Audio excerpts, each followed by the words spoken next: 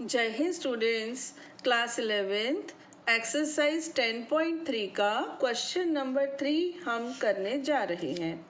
निम्नलिखित समीकरणों को लंब रूप में रूपांतरित कीजिए। उनकी मूल बिंदु से लांबिक दूरियां और लंब तथा धन अक्ष के साथ के बीच का कोण ज्ञात कीजिए। लंब तथा धन एक्स अक्ष, ठीक है, एक्स अक्ष के पॉजिटिव डायरेक्शन में एंगल बताइए। Reduce the following equations into normal form. Find their perpendicular distances from the origin and the angle between perpendicular and the positive x-axis. ठीक है, तो चलिए, अच्छा क्वेश्चन है बेटा, बहुत ध्यान से समझिएगा, न टफ न इजी, बीच का है। ठीक है, चलिए इसमें हम क्या करते हैं, प्रोसीजर ध्यान से देखिएगा। सबसे पहले बेटा कांस्टेंट टर्म को इधर लेकर आ जाओ। क्या हो जाएगा, x minus √3y is equal to -8। Procedure बहुत ध्यान से समझना बेटा। +8 को आप इधर ले आए। ठीक, अब आपकी जो इक्वेशन है ना लंबिक फॉर्म की, वो कैसी होती है, मैं यहाँ पे लिख के रख लेती हूँ। ऐसी होती है ना। तो इसमें p होता है ना, लेंथ ऑफ परपेंडिकुलर, तो लेंथ तो हमेशा पॉजिटिव होनी चाहिए। यहाँ कैसी आ गई, -8। हम कंपेयर करना चाहे भी अगर तो ये माइनस में आ गई। फिर क्या किया जाए, पूरी इक्वेशन को माइनस से मल्टीप्लाई करना है। क्या हो जाएगा, माइनस का x हो जाएगा, प्लस √3 हो जाएगा, y इज इक्वल टू 8। ठीक है बेटा, अब यहाँ पर a कितना है, a है -1, है ना। b कितना है, b है √3, ओके। और p कितना है, या चलो सॉरी, c कितना है, c कितना है बेटा 8। ये a b c हमने लिख कर रख लिए। अब आप क्या करो, √a² plus b² find out करो, तो आएगा -1² प्लस √3² है ना, तो ये 2 आ जाएगा। ओके, अब प्रोसीजर क्या है, जो आपकी इक्वेशन रहती है उसको आप इससे डिवाइड कर दो, यानी कि 2 से। ठीक, plus √3/2y is equal to 8/2। ये प्रोसीजर रहता है बेटा, ध्यान से समझो। और मैं आपको अगर भूल गए हो तो याद दिला देती हूँ। कॉस ओमेगा होता है a/√a² प्लस b²। ठीक, और साइन ओमेगा होता है ±b/√a² प्लस b²। और p होता है c/√a² प्लस b²। ये होता है बच्चों, ठीक है। तो उस हिसाब से मैंने क्या किया है, पहले तो कांस्टेंट को हम इधर लेकर आ गए, फिर उसको पॉजिटिव बना दिया, फिर हमने a और b देखे, उनको फिर हमने ऐसे फाइंड आउट कर लिया, और जो भी आया उससे पूरी इक्वेशन को डिवाइड दे दिया, डिवाइड कर दिया। अब क्या आ गया, -1/2x है ना, प्लस √3/2y, ओके। और फिर ये कितना है, 4। अब हम कंपेयर करें बेटा, कंपेयर करते हैं। हमारा कॉस ओमेगा क्या बना, -1/2 बना, है ना। और साइन ओमेगा क्या बना, √3/2 बना। और p कितना हो गया, p तो ठीक है 4 हो गया। अब बड़ी प्रॉब्लम, अगर ये माइनस नहीं होता तो बहुत इजी था, हमारा साइन 60 आ जाता, ओमेगा 60 आ जाता, साइन 60 कॉस 60 बराबर। लेकिन अब इस माइनस ने प्रॉब्लम कर दी। अब आप क्या करो, मैं बताती हूँ आपको। अब आप यहाँ से निकालो tan omega, okay. tan omega क्या होगा, sine omega upon cos omega, है ना। तो साइन ओमेगा कितना, √3/2 है ना। कॉस ओमेगा कितना, -1/2। ये कैंसिल होके कितना आ गया, -√3। ठीक है, इतना आया समझ में, -√3। अब tan ओमेगा निगेटिव होता है सेकंड क्वाड्रेंट में, और फोर्थ में, तो फोर्थ में क्या करेंगे हम जाके, सेकंड, ठीक है ना। तो सेकंड में निगेटिव होता है। √3 का जो एक्यूट एंगल है वो tan 60 है, tan 60 डिग्री पर √3 होता है, यानी कि थीटा जो हमारा आ रहा है ना बेटा, वो π/3 आ रहा है। Got it. थीटा आ रहा है हमारा π/3 क्योंकि √3 के हिसाब से, लेकिन ये माइनस है तो ये वाला जो क्वाड्रेंट होता है वो होता है π-θ, यानी π-π/3। तो यहाँ पर हम लिख देंगे 10 π-π/3। बोलो बच्चों, पहले समझ में आया कि नहीं आया? एक बार मैं रिवाइज कर रही हूँ। यहाँ से साइन और कॉस हमारे सामने थे, हमने उनको tan में कन्वर्ट किया, tan आ गया -√3। हालांकि हम चैप्टर 3 ट्रिग्नोमेट्री में ये सब पढ़ चुके हैं, फिर से बता रही हूँ क्योंकि ये नेगेटिव है। नेगेटिव होता है सेकंड में या फोर्थ में, फोर्थ में तो नहीं जाएंगे, सेकंड ठीक है। सेकंड में होता है π-θ। थीटा किसको कहते हैं? जो इसका एक्यूट एंगल होगा वो थीटा कहलाएगा यहाँ पे। तो √3 10 कब होता है? tan θ √3 होता है 60 डिग्री पे, 60 मतलब π/3। तो ये हो जाएगा π-π/3, ठीक है। तो ये हो गया आपका 10 2π/3। ये ऐसे समझ लो, ये 180 -60 कितना आ गया? 120। डिग्री में लेना है तो ऐसे ले लो, यानी कि ये बन गया tan 120 डिग्री। तो इसका मतलब ये किसके इक्वल है? tan ओमेगा के इक्वल है। कंपेयर कर दो दोनों के एंगल्स को, तो ओमेगा कितना आ गया बेटा? ओमेगा आ गया 120 डिग्री। अब आपका क्वेश्चन बिल्कुल फाइनल, देखो ये आ गया, ये देखो ये है ना। तो यहाँ पर अब हम लिखेंगे cos 120 degree x plus sin 120 degree y is equal to 4। Answer ठीक। नेक्स्ट है y। जस्ट इसमें यहाँ पे वो लिखना पड़ेगा ना, एंगल कितना है? 120 डिग्री और p कितना है बेटा? 4, ठीक है, ये लिखना पड़ेगा। सेकेंड पार्ट, ये फर्स्ट पार्ट था ऊपर वाला। अब है y-2, केवल y-2 है और कुछ नहीं है। अब क्या करें? इसको आप लिखें y इज इक्वल टू 2, है ना। तो a यहाँ पर है ही नहीं, b यहाँ पर 1 है और c यहाँ पर 2 है। तो √a² प्लस b² करने से तो बस 1 ही आने वाला है। तो आप क्या करोगे? y/1 इज इक्वल टू 2/1, है कि नहीं? आप देख लो, x तो है ही नहीं यहाँ पे। तो अब कंपेयर अगर हम करें तो हम करेंगे, ये हो जाएगा cos ओमेगा आएगा 0, है ही नहीं ना बेटा। इसको हम और थोड़ा यहाँ लिख लें, यहाँ ऐसे लिखते हैं 0 × x plus y 1 × y is equal to 2, ऐसे है। तो cos ओमेगा 0 है, इसको 1 × y ले लें। अब ये हो गया साइन ओमेगा हो गया 1, cos ओमेगा 0 साइन ओमेगा 1 हो गया, है ना। तो यहाँ से हम tan निकालें, tan ओमेगा क्या होगा? Sine omega upon cos omega. Sine कितना है? 1, कॉस कितना है? 0। मुझे जरा जल्दी से बता दो। 1/0 यानी इन्फिनिटी कब होता है? tan 90 डिग्री पे होता है कि नहीं होता? तो ओमेगा कितना हो गया? 90 डिग्री। पार्ट नंबर 3 हम यहाँ कर रहे हैं, वहाँ पर हमने किया, हमसे एक छोटी सी मिस्टेक हो गई, तो अब हम यहाँ दोबारा कर रहे हैं, ठीक है। x - y is equal to 4। यहाँ पर देखो बेटा, a कितना है? 1, b कितना है? -1 और c कितना है? 4, ठीक है। अब आप लेंगे √a² plus b² is equal to √2, ठीक, ये हो गया। अब आप इस √2 से डिवाइड कर दो, x/√2 minus y/√2 is equal to 4/√2, ठीक है। अब यहाँ पर आप इसको ऐसे लिख सकते हो 1/√2x माइनस 1/√2y। यहाँ पर आप क्या करो? रैशनलाइज कर दो, है ना।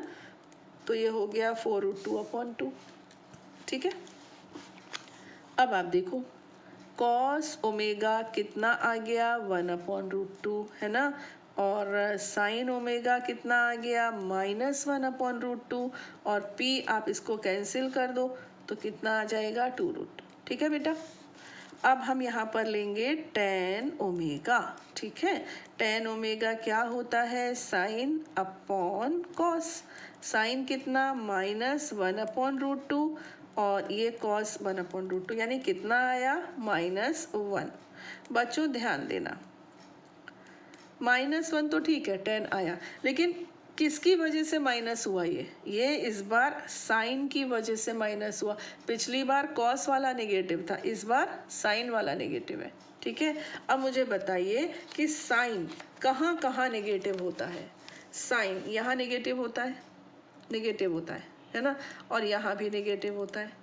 लेकिन टेन यहाँ पे पॉजिटिव होता है, यहाँ नेगेटिव होता है ना। तो कौन सा क्वाड्रेंट है जिसमें दोनों नेगेटिव है? Fourth quadrant. ठीक है, फोर्थ क्वाड्रेंट में दोनों नेगेटिव होते हैं। हमको वो क्वाड्रेंट चाहिए। देखो, जब पिछले वाले क्वेश्चन में क्या था बेटा? पिछले वाले क्वेश्चन में कॉस नेगेटिव था, ठीक है, और 10 तो आ ही गया था नेगेटिव।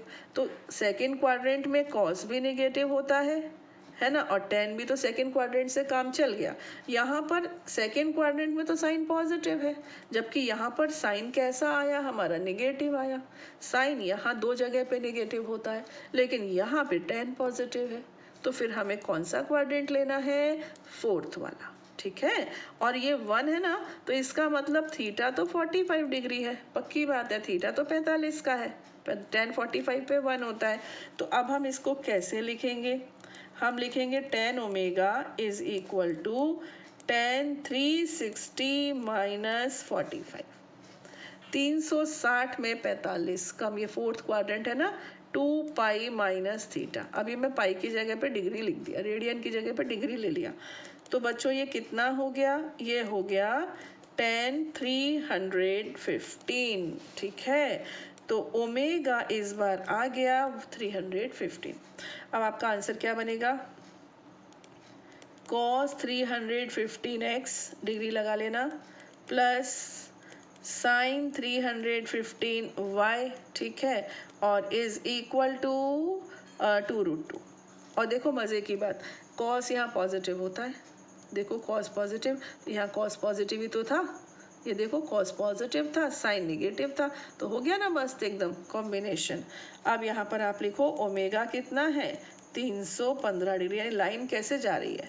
इसका मतलब लाइन ऐसे जा रही है ना, ये एंगल ये यहाँ से नापा गया, सॉरी यहाँ से, ये नहीं, यहाँ से, ठीक है, यहाँ से नापा गया, तो कितना आया? 315। लाइन ऐसे जा रही है, तो 315, और P कितना है बेटा? P है 2√2। मेरे ख्याल से ये क्वेश्चन पूरा हो चुका है। Yes, now come to the question number 4। बिंदु -1 1 की रेखा से दूरी ज्ञात कीजिए। ठीक है, और रेखा बड़ी बिखरी बिखरी है।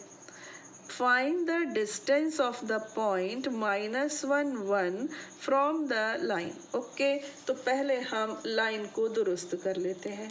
लाइन हमको दे रखी है 12x + 6 is equal to 5y - 2। Open करें, 12x + 72 is equal to 5y - 10, तो 12x - 5y, ठीक है, और इज इक्वल टू -82 आता दिख रहा है मुझे। ठीक है, अब मुझे क्या बतानी है? डिस्टेंस बतानी है। तो चलो इधर ही ले आओ ना इसको, उधर क्या करना? 12x - 5y + 82। ठीक बच्चों, देख लो कहीं गड़बड़ ना हो। हाँ, लग तो ठीक रहा है एकदम। ठीक है, अब पॉइंट क्या है? पॉइंट है आपका -1 1। इससे इस लाइन की डिस्टेंस बतानी है। तो डिस्टेंस बताने के लिए क्या करते हैं? आपको याद है डिस्टेंस का फॉर्मूला? चलो हम बता देते हैं। ये जो पॉइंट होता है ना, इसको लाइन के ऊपर लाई करवाते हैं, नहीं रखवा देते हैं, उसको संतुष्ट करवाते हैं।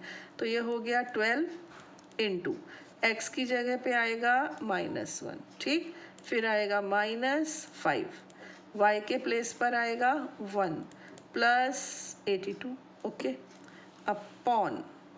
अपॉन में होता है √a² + b²। बच्चों, ये फॉर्मूला मैंने पूरा डिराइव करके दिखाया है, लेकिन एंड में तो आपको उसको याद ही रखना होगा ना, कि हम गड़बड़ ना कर दें। वहाँ पर तो डेरिवेशन करने नहीं बैठ जाओगे।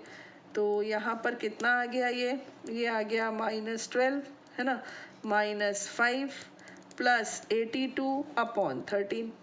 ये 13 ही तो आएगा, है ना। मैं यहाँ कर रही हूँ, मेरे को सिर्फ ये रहता है बेटा पेज पलटने की प्रॉब्लम। तो -12 और -5 से हो गया -17 प्लस 82/13, ठीक। 12 में से 7 गया 5, 7 में से 1 गया 6, और ये कैंसिल वैंसिल होकर डिस्टेंस आ गई 5 यूनिट्स, यानी 5 इकाई। ऐसे लिखना पूरा उत्तर, ठीक है। Question number 5, here is the question. X अक्ष पर बिंदुओं को ज्ञात कीजिए जिनकी रेखा x/3 plus y/4 is equal to 1 से दूरियां 4 इकाई हैं। Find the points on the x axis whose distances from the line x/3 plus y/4 is equal to 1 are 4 units, ठीक है। चलिए हम क्या करते हैं बच्चों, लगभग लाइन वैसी ही बनाते हैं जैसी इन्होंने दी है। देखो कैसे, इसमें x अक्ष पर काटा गया अंतःखंड 3 है ना, और y एक्सिस का इंटरसेप्ट 4 है। तो ये इम्पॉसिबल जैसी चीज़ नहीं है, जल्दी से रफ में भी इसे बना सकते हैं हम, है ना। इसमें बच्चों मुझे क्या समझाना है वो समझ में आ जाएगा आपको। देखो ये x अक्ष का है 3, तो रफ ले लिया मैंने 3, ठीक है। और y अक्ष का है 4, तो एक रफ आइडिया 1 2 3 4, समझो ये 4 है, थोड़ा सा ऊपर ऐसे ले लिया, ठीक है।